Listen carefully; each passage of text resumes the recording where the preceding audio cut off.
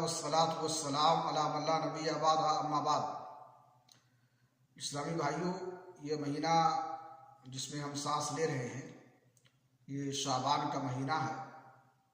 इसमें अल्लाह के नबी जनाब मोहम्मद रसूलुल्लाह सल्लल्लाहु अलैहि वसल्लम का मामूल और दस्तूर था कि आप नफली रोज़ों का अहतमाम करते थे और इस माह में और महीनों की बनिस्बत ज़्यादा नफली रोज़े रखते थे।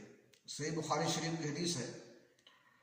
आयशा रज़ियल्लाहु तआला अन्हा कहती हैं, लम यकुनिन नबी सल्लल्लाहु अलैहि वसल्लम यसूमु मिन शहरिन अक्सर मिन शाबान फ़इन्नहु काना यसूमु शाबान कुल्लह व फ़ी रिवाया काना यसूमु शाबान इल्ला कलीला।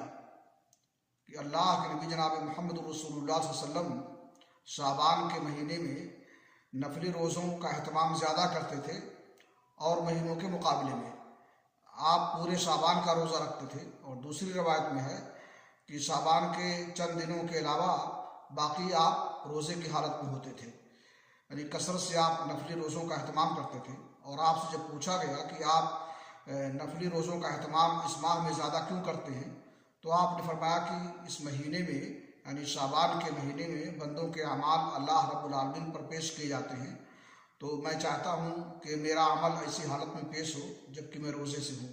इसलिए नबी की सुन्नत पर अमल करते हुए हमें भी इस माह में कसरत से नफली रोज़ों का अहतमाम करना चाहिए। अल्लाह रब्बुल आलमीन हमें इसकी तौफीक बख्शे। व आखिर दावाना अल्हम्दुलिल्लाहि रब्बिल आलमीन।